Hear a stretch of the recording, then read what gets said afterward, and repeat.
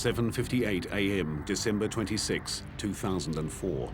Deep in the ocean off the coast of Sumatra, Indonesia, 1,200 kilometers of the Earth's crust ruptures in the second largest earthquake ever recorded.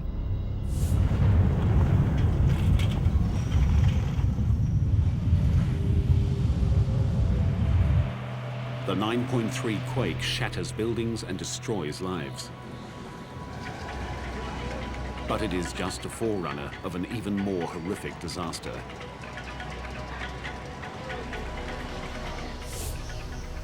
An epic tsunami spreads across the entire Indian Ocean, striking 12 countries. As with Okushiri, Japan, the local effects are the most immediate and the most devastating.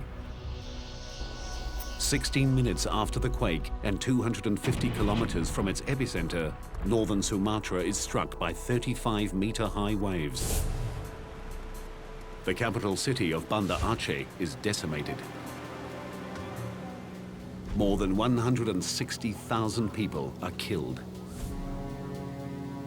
Coastal engineer Jose Borrero arrived in Banda Aceh 4 days behind the tsunami.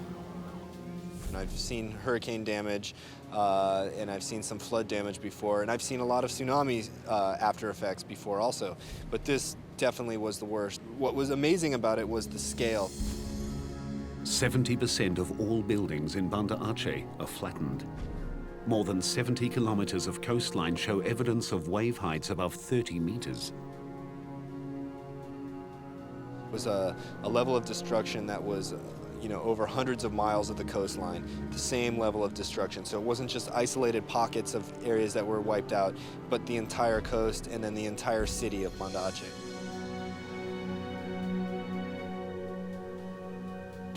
An hour and a half after Banda Aceh is leveled, the tsunami strikes Thailand. A wall of water swamps beachside villas, hotels, and villages. That wave is a good 15, 20 feet tall. Easy. Get in! More than 8,000 people die.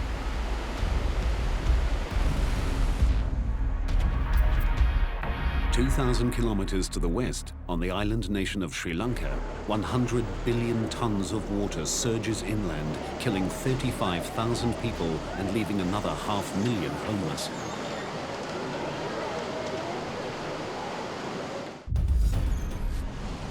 In all, nearly 230,000 people die in the most devastating tsunami in recorded history.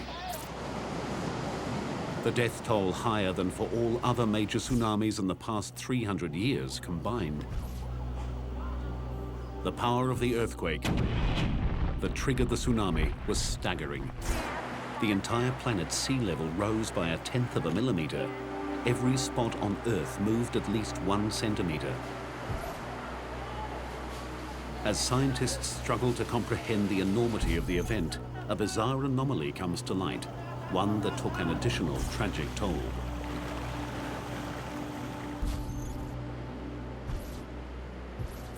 The morning of December 26 is quietly dawning on the peaceful shores of Galle, Sri Lanka. British tourists Camilla and Dominic Welby are sleeping in their beachside bungalow with their 11-year-old son, Hector. Suddenly, Dominic is wakened by a strange noise. I went outside onto the veranda and I noticed that the water, which should have been at low tide, was up against the wall of the garden. What Dominic is seeing, without realizing it, is the first sign of the tsunami. At the point of its creation, the bottom of the tsunami, called the negative wave, went east towards Thailand and Indonesia, while the top, called the positive wave, went west towards Sri Lanka. When the bottom of a wave arrives first, gravity sucks the water out, lowering the sea level. When the top of a wave arrives first, it comes like a flood. This is what the Welbys are experiencing. I didn't know what it was. And at that moment, the floor exploded. The tsunami rushes in, destroying the bungalow. The force of the water was phenomenal.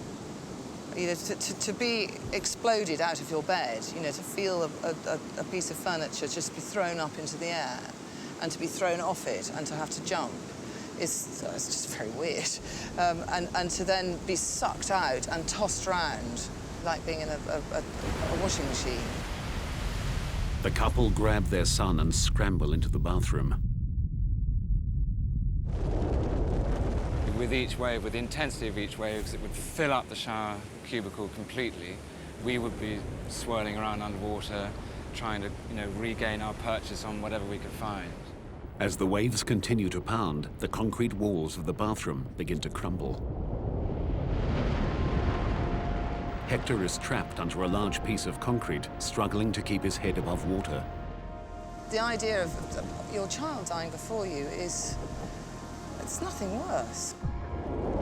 A third wave surges over Hector's head. He's seconds from death. But instead of drowning him, miraculously, it lifts the concrete slab off his foot and releases him. The wave that's caused so much death in this one instance is life-saving. But mostly, the peculiar behavior of tsunami waves proves deadly. Surging forward and sucking back, billions of tons of swift-moving water carry a dangerous mass of deadly projectiles, broken timber, glass, metal, and vehicles. The third wave turned Galle into one of the hardest-hit areas in the nation. As the people of Sri Lanka struggle to recover, tsunami scientists like James Goff arrive in the devastated nation.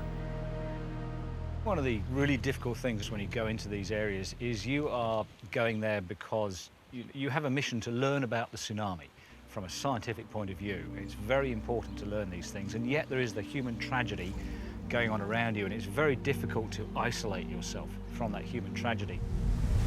Amidst the horror, Goff and his colleagues discover the oddity of the third wave. So there's Galle quietly sitting there, recovering from being hit by two waves, and then bang. How and why the Galle area was hit by this third wave intrigued experts. Where did it come from? The first clue in the mystery was uncovered by looking at a global map. Sri Lanka is directly in the line of fire of the tsunami. Sri Lanka was basically staring down the barrel of a loaded gun in a way. The second clue came only after careful analysis of the tsunami's unique behavior. So the tsunami wave goes all the way past Sri Lanka, heading off to the east coast of Africa. But on the way, whack, it hits into the Maldives, and a lot of the energy is reflected back from the Maldives, and the first place that hits is Galle. The tsunami was so powerful, its reflected energy carried a third wave 800 kilometers back across the Indian Ocean. In total, over 4,000 people died in the Galle region. The tragedy confirmed scientists' theories about the phenomenal reflective power of tsunamis. The Indian Ocean tsunami continues to provide scientists with complex and compelling new data, most of which is still being processed. It's really difficult to say right now what the Boxing Day tsunami taught us compared to what we didn't know before, because it's taught us so much. It taught us that we actually don't know a lot and that we have a lot more to learn. What the Welbys learned is that life is fleeting and precious. In appreciation for their survival and in recognition of the thousands that did not, they spearheaded a fundraising effort back home in England. To date, they've raised $25,000 for the people of Galle. Many mysteries about the Indian Ocean tsunami remain unanswered. One of the biggest questions is how the highest waves could possibly have reached a staggering run-up height of 35 meters. Far beyond what had been thought physically possible by an earthquake-triggered tsunami. But as huge as that tsunami was, it is not the biggest wave to strike in recent history. Landslides can trigger a different kind of killer wave, producing a tsunami of monstrous size. And scientists believe a mega tsunami looms in our future, a wave of such epic proportions that nothing like it has been seen since prehistoric times. The 2004 Indian Ocean tsunami unleashed a series of enormous and deadly waves that had run-ups of 35 meters.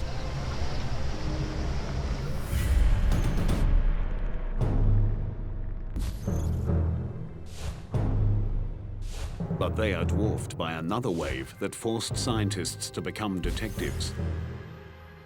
What they discovered was a new kind of tsunami, one of unimaginable size and power.